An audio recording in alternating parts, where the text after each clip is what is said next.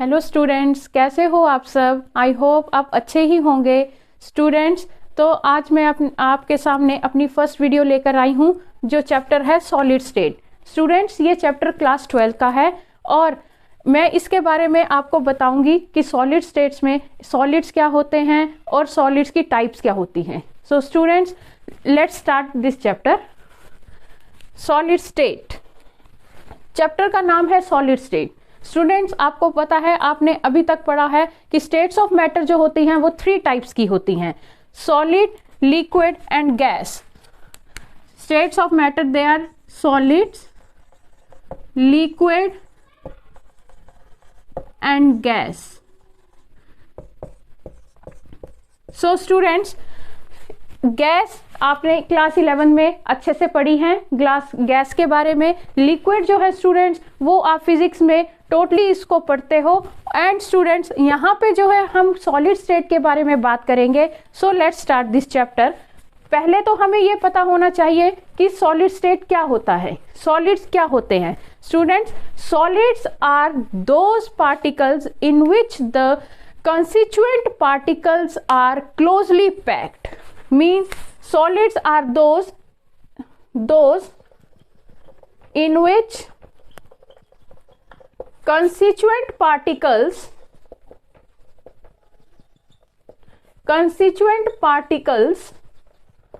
are closely packed means the atoms in the solids, the atoms are closely packed, they are bonded strongly, means force of attractions are very strong in solids. So we can also say that though closely packed, and we can also say that in solids the force of attraction are very strong, or force of attraction is also very strong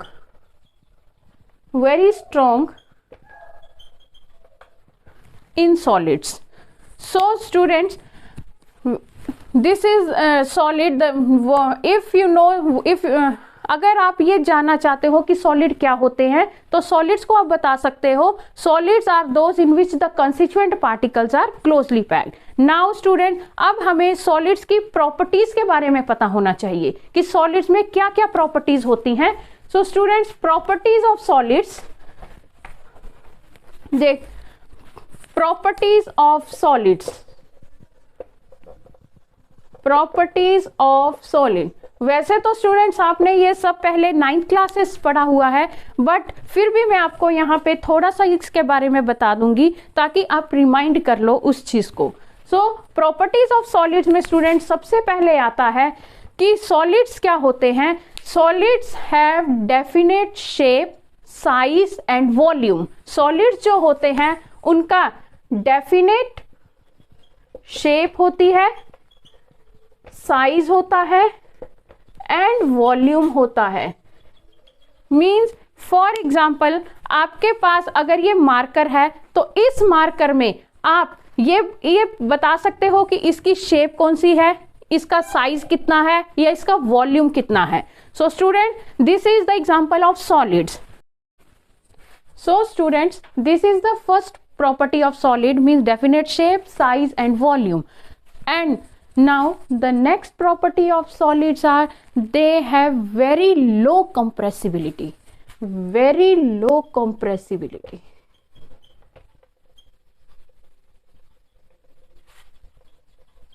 They have very low compressibility means solids, when we compress the solids, they are very less compressible. So this is the property of solid. Next is flexibility. Flexibility is also low.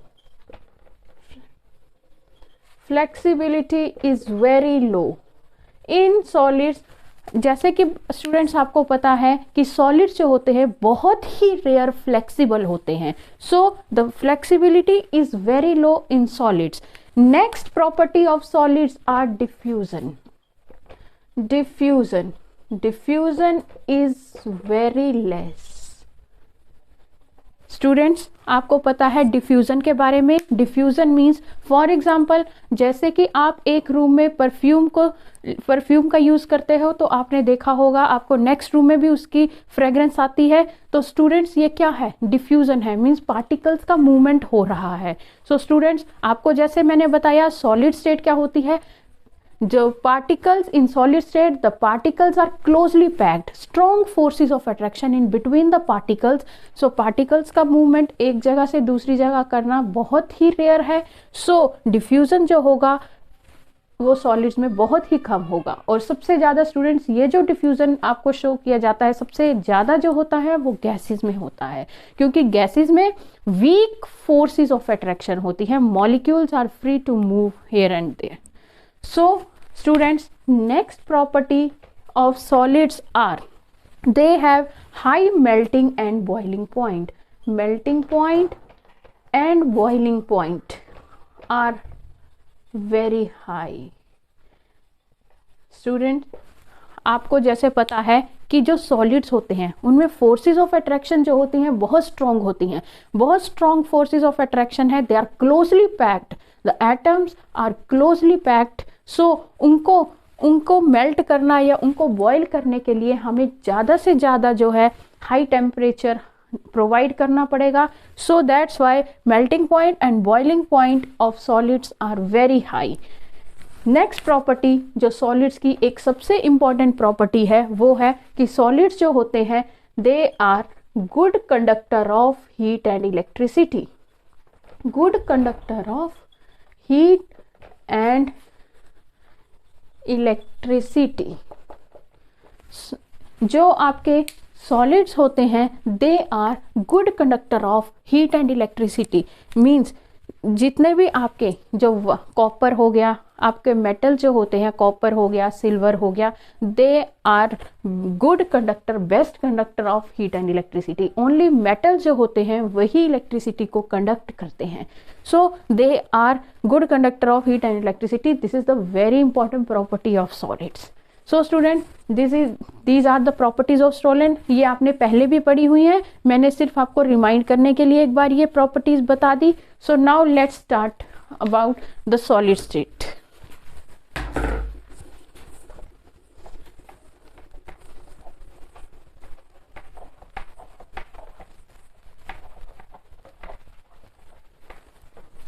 Now students, आपको मैं ये बता दूं, जो solids होते हैं, solids जो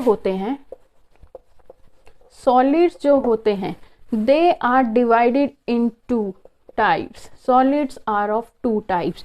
to types के सॉलिड्स होते हैं। First one is crystalline solid, crystalline solids, and second one is amorphous solids. So students, हम यहाँ पे दो टाइप्स के सॉलिड्स पढ़ेंगे। अभी तक तो आपने सॉलिड्स तक ही पढ़ा था, लेकिन अब आप क्या पढ़ोगे? सॉलिड्स जो होते हैं वो टू टाइप्स के होते हैं, crystalline solid, amorphous solids. Crystal का मतलब होता है जैसे दानेदार, दानेदार जो होता है उसे हम क्रिस्टल्स बोलते हैं। सो स्टूडेंट्स, क्रिस्टलाइन सॉलिड्स में हम पढ़ेंगे फर्स्ट इनके बीच डिफरेंस क्या होता है क्रिस्टलाइन सॉलिड्स और एमॉर्फस सॉलिड्स के बीच में। अब हम इनके बारे में पढ़ेंगे। सो crystalline solid,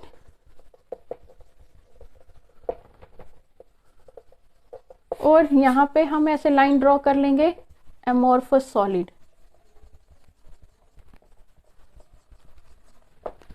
now let's start with the first point, crystalline solid.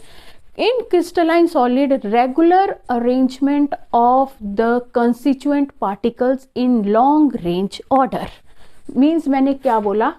Regular arrangement of the constituent particles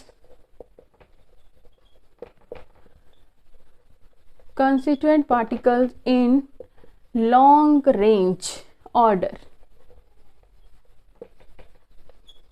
long range order means कि फॉर एग्जाम्पल जैसे मान लो आपके पास ये एक कैटाइन है, ये आपके पास एक एनाइन है, फिर आपके पास ये कैटाइन है और ये आपके पास एनाइन है, उसके बाद ये कैटाइन है, उसके बाद ये एनाइन है, उसके बाद ये कैटाइन है, उसके बाद ये एनाइन है। सिमिलरली ऐसे ही ये आपके पास कैटाइन है, ये आपके पास एनाइन है, ये कैटाइन है, ये आपके पास एनाइन है, ये आपके पास कैटाइन है, ये आपके पास एनाइन है, ये आपके पास कैटाइन है, ये आपके पास एनाइन है।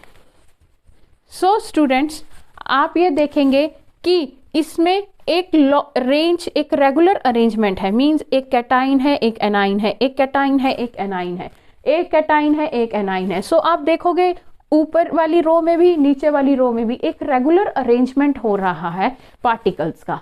जबकि आप एमॉर्फस सॉलिड में क्या होता है? Irregular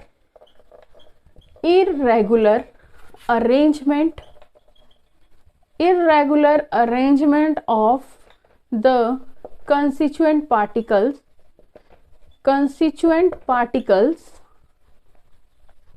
in short range order. Short range order means, for example, आपके पास ये कैटाइन है, फिर उसके बाद ये एनाइन आ गया, फिर उसके बाद ये आपका कैटाइन आ गया, फिर एनाइन आ गया, फिर कैटाइन आ गया, उसके बाद यहाँ पे फिर कैटाइन, फिर एनाइन। मीन्स स्टूडेंट्स, आपने देखा होगा कि यहाँ पे प्रॉपर एक सीक्वेंस नहीं है पार्टिकल्स का, लेकिन यहाँ पे क्या है? एक प्रॉपर सीक्वेंस है, प्रॉपर अरेंजमेंट है पार्टिकल्स का। But in amorphous solid, cation and anion both are present, but the sequence is not properly arranged, mean hotchpotch सा है, कोई प्रॉपर सीक्वेंस अरेंजमेंट नहीं है। So this is amorphous solid. और इसमें क्या होता है? शॉर्ट रेंज होती है, इतना सा हुआ एक, फिर उसके बाद यहाँ नेक्स्ट बन गया, तो इसमें कोई सीक्वेंस नहीं होता है आपके पास क्रिस्टल एमॉर्फस सॉलिड में। जबकि एक क्रिस्टलाइन सॉलिड में एक प्रॉपर अरेंजमेंट आप देख सकते हैं। नेक्स्ट आपके पास जो सेकेंड पॉइंट आता है, they are true solids. Crystalline solids are true solids. They are true solids. इन्हें हम true solids भी बोलते हैं। और जो आपके amorphous solids होते हैं, amorphous solids को आप pseudo solids बोलते हैं। They are pseudo solids. और we can also say that supercooled liquid or supercooled liquid. So students, next point हमारे पास आता है कि जो आपके क्रिस्टलाइन सॉलिड्स होते हैं, इनको हम ट्रू सॉलिड्स बोलते हैं, और आपके एमॉर्फस सॉलिड्स जो होते हैं उनको सूडो सॉलिड्स बोलते हैं। सूडो सॉलिड्स और सुपरकूल्ड लिक्विड। सुपरकूल्ड लिक्विड आपने देखा होगा, फॉर एग्जांपल आप घर में एक गिलास ले लो, अगर आप उसे लगातार 5-6 साल तक कंटिन्यू यूज करते हो तो आप देखोगे उसका जो बेस होगा वो थिक हो जाता है, बेस उसका थिक हो जाता है, और ऊपर का जो एजेस होते हैं उसके वो थोड़े पतले पड़ जाते हैं। इसका मतलब क्या है कि ऊपर से जो है लिक्विड जो है वो फ्लो करके नीचे सेटल हो रहा है। इसका मतलब वो क्या है? एमॉर्फस सॉलिड है, और इसीलिए वो लिक्विड टाइप फ्लो कर गया, इसलिए हम इनको जो है सुपरकूल्ड लिक्विड के नाम से भी जानते हैं। सो स्टूडेंट्स, अब हमारे पास नेक्स्ट आता है जो क्रिस्टलाइन सॉलिड्स होते हैं।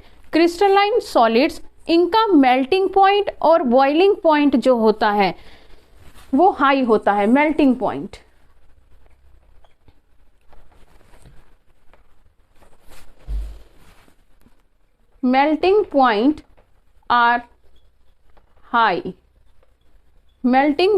are high, and melting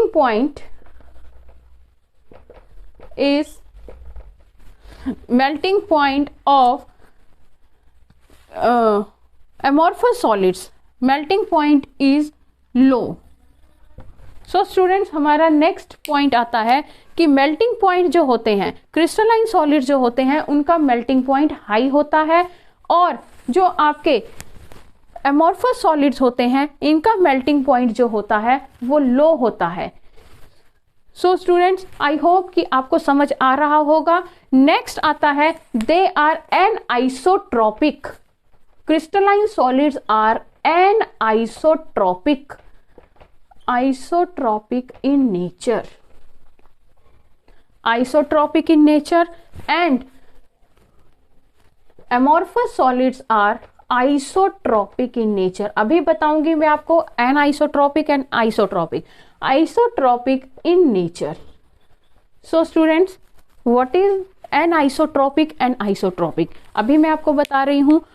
anisotropic का मतलब होता है different physical properties in different direction। anisotropic different physical properties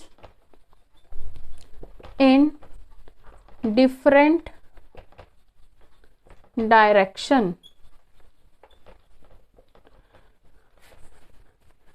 and yes student, first पहले हम इसको पढ़ लेते हैं। Different physical properties in different direction means, for example मैंने आपको यहाँ पे एग्जाम्पल बताया था ये क्रिस्टलाइन सॉलिड्स का, ये ऑर्डर बताया था आपको।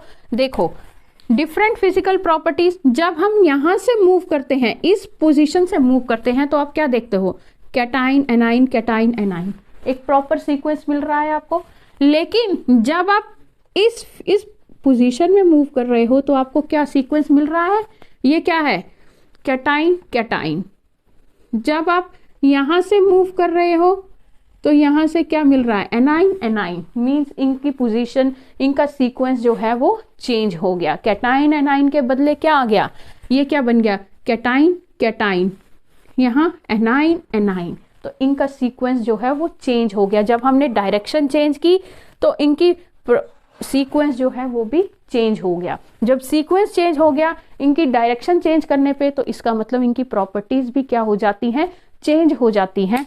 तो it means they are anisotropic in nature. They are anisotropic means different physical properties in different direction, means जिस डायरेक्शन में जाएंगे इनकी फिजिकल, अगर हम यहां से इस डायरेक्शन में आते हैं, A9 cation A9 cation A9, जब हम इस डायरेक्शन में जा रहे हैं तो एनाइन एनाइन कैटाइन कैटाइन, तो इट मीन्स इनकी फिजिकल प्रॉपर्टीज भी चेंज हो जाती हैं जब हम मूव करते हैं। अब आइसोट्रॉपिक इन नेचर, आइसोट्रॉपिक का मतलब होता है कि इनकी जो फिजिकल प्रॉपर्टीज होती हैं,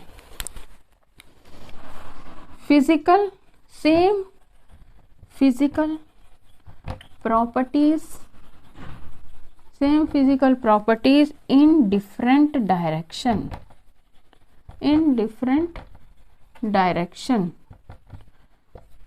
आइसोट्रॉपिक का मतलब होता है same physical properties in different direction, means आप किसी भी डायरेक्शन में चले जाओ, इनका क्या होता है, फॉर एग्जांपल ये ऐसे ऐसे ऐसे ऐसे कैटाइन एनाइन, फिर यहाँ पे ऐसे, फिर ऐसे, फिर ऐसे, फिर ऐसे, फिर ऐसे, फिर ऐसे, मीन्स इनका कोई सीक्वेंस नहीं होता है। आप किसी भी डायरेक्शन में चले जाओ, इनकी प्रॉपर्टीज जो होती हैं they are always same. So that's why these are isotropic in nature and these are anisotropic in nature. Students, I hope कि आप इन दोनों के बीच डिफरेंस समझ गए होंगे कि क्या डिफरेंस होता है isotropic and anisotropic in nature.